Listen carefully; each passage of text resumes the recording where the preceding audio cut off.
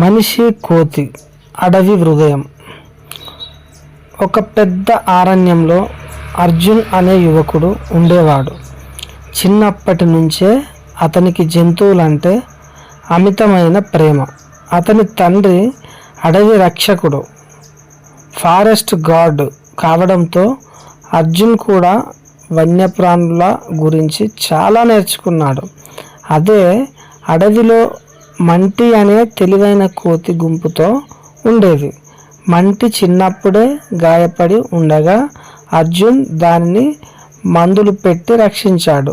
ఆ రోజు నుంచి వాళ్ళిద్దరి మధ్య ఒక మాట లేని బంధం ఏర్పడింది. ఒకరోజు ప్రమాదం. ఒక మాన్సూన్ సీజన్లో అడవిలో చాలా భారీ వర్షం మొదలైంది. అర్జున్ దగ్గరలో ఉన్న గిరిజన గ్రామానికి మందులు, ఆహారం తీసుకెళ్ళడానికి బయలుదేరాడు. కానీ అర్ధ మార్గంలోనే నది పొంగిపోయి దారి మొత్తం మట్టి మనుగులతో నిండిపోయింది. చెట్లు కూలిపోయి దారి కనిపించలేదు. అర్జున్ గుండెల్లో భయం మొదలైంది. చీకటి దగ్గర పడుతుంది, ఫోన్ కూడా పనిచేయడం లేదు. అప్పుడే చెట్లు కదిలే శబ్దం, పైనుంచి దూకే నీడ. అర్జున్ వెనక్కి తిరిగి చూశాడు. అది మంటి. మంటి ఇచ్చిన సూచనలు. మంటి అర్జున్ చేతిని పట్టుకొని ముందుకు లాగినట్టు సంకేతం ఇచ్చింది. అర్జున్ కూడా వాటిని అర్థం చేసుకుని వెంట వెళ్ళాడు. మంటి మార్గం చూపుతుంది.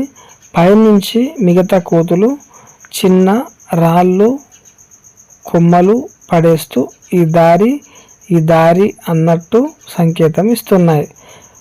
కొన్ని చెట్ల కింద మట్టి జారి ప్రమాదకరంగా ఉంది. అర్జున్ జారిపడే దశలో ఉండగా మంటి మరో చెట్టు కొమ్మ పైకి దూకి అరుపు పెట్టింది. మంటి అరుపు విన్న రెండు పెద్ద కోతులు కిందకి వచ్చి అర్జున్ చేతిని పట్టుకొని పైకి లేపాయి. వ్యక్తి బతుకు కోసం జంతువులు చేసిన సహాయం చూసి అర్జున్ కళ్ళల్లో నీరు వచ్చింది. అసలు కష్టమైతే ముందుంది. మారు దారి వెళ్తూ ఒక చోట పెద్ద చెట్టు పైకప్పులా పడిపోయి పూర్తిగా దారి మూసుకుంది. అర్జున్ దాన్ని దాటలేడు. వర్షం మళ్ళీ గట్టిగా వచ్చింది. అర్జున్ చెట్టు కింద నిలబడి ఆలోచిస్తున్నాడు. అప్పుడే మంటి తన గుంపు కోతులన్నింటినీ పిలిచింది. వాళ్ళు చెట్టు మీదకు ఎక్కి కొమ్మలను పగులగొట్టి ఆకులను తొలగించి చెట్టు ఎత్తుకు తగ్గట్టుగా ఒక చిన్న పైదారి తయారు చేశారు. మంటి ముందుగా దూకి అర్జున్కి ఇలా ఎక్కువ అన్నట్లుగా చూపించింది. అర్జున్ కూడా రిస్క్ తీసుకొని కోతులే పెట్టిన మార్గం మీదుగా చెట్టును దాటాడు. చివరికి చేరుకున్న రక్షణ. చీకటి పెరిగే సమయానికి అడవి అంచు కనిపించింది. ఆ గ్రామం వాళ్ళు అర్జున్ను వెతుకుతూ ఉండగా అతను సురక్షితంగా బయటకు రావడం చూసి అందరూ ఆశ్చర్యపోయారు. అతని పక్కన మంటి దూకుతూ రావడం చూసి పిల్లలు ఆనందంగా కేకలు పెట్టారు. అర్జును అందరికీ చెప్పాడు, ఈరోజు నేను బతికాను అంటే మంటి వల్లనే. మనిషికి మాటలు ఉంటాయి, కోతులకు హృదయం ఉంటుంది. గ్రామ పెద్ద కూడా కోతుల గుంపుకు పండ్లు, ఆహారం పెట్టి కృతజ్ఞత తెలిపాడు. ఆ బంధం మిగిలిపోయింది.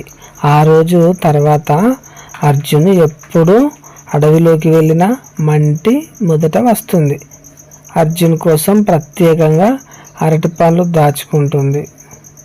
ఇద్దరి మధ్య మాటలు లేనంత మాత్రాన ప్రేమ మాత్రం ఎప్పుడూ ఉండిపోయింది.